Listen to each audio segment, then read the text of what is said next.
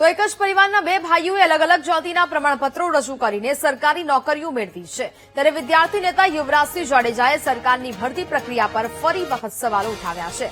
યુવરાજસિંહ જાડેજાએ કહ્યું હતું કે મોરબી જિલ્લામાં હરેશ રેવભાઈ સરસૈયાએ ઓબીસી પ્રમાણપત્ર રજૂ કરી મહેસૂલ તલાટી તરીકે નિમણૂક મેળવી છે અને તેઓ વર્તમાનમાં મોરબીમાં ફરજ પણ બજાવી રહ્યા છે। જ્યારે તેમના નાના ભાઈ નવગણ રેવાભાઈ સરસૈયાએ એસટી પ્રમાણપત્ર રજૂ કરી અમદાવાદ મ્યુનિસિપલ કોર્પોરેશનમાં જુનિયર ક્લાર્કની નોકરી મેળવી છે। બંને ભાઈઓ એક જ પિતાના સંતાન છે, તેમ છતાં એક ઓબીસી અને બીજાએ એસટી કેટેગરીનો લાભ લીધો છે। આ વિરોધાભાસી પરિસ્થિતિ ભરતીની નિષ્પક્ષતા પર સવાલો ઉભા કરી રહી છે। ઉપરાંત નવગણ સરસૈયા વર્ષ 2021માં તાલુકા પંચાયતની ચૂંટણી પણ લડ્યા હતા। તેઓ વાંકાનેર તાલુકાની અરણી ટીંબા બેઠક પરથી ચૂંટણીમાં ઉમેદવારી કરી હતી। આ મામલામાં યુવરાજસિંહે ચૂંટણી પંચની કામગીરી સામે આક્ષેપ કર્યા છે।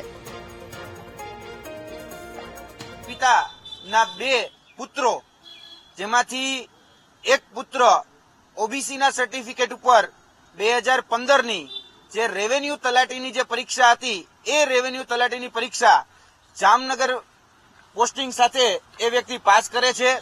હવે રેવન્યુ તલાટીની જે પરીક્ષા છે તેમાં આ જે વ્યક્તિ છે એ વ્યક્તિ એ એસસીબીસી કેટેગરીમાં એ પાસ થાય છે।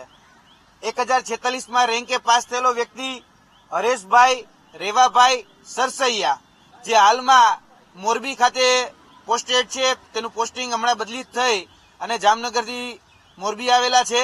આ વ્યક્તિ એ ઓબીસી કેટેગરીના સર્ટિફિકેટ ઉપર ત્યાં નોકરી મેળવે છે।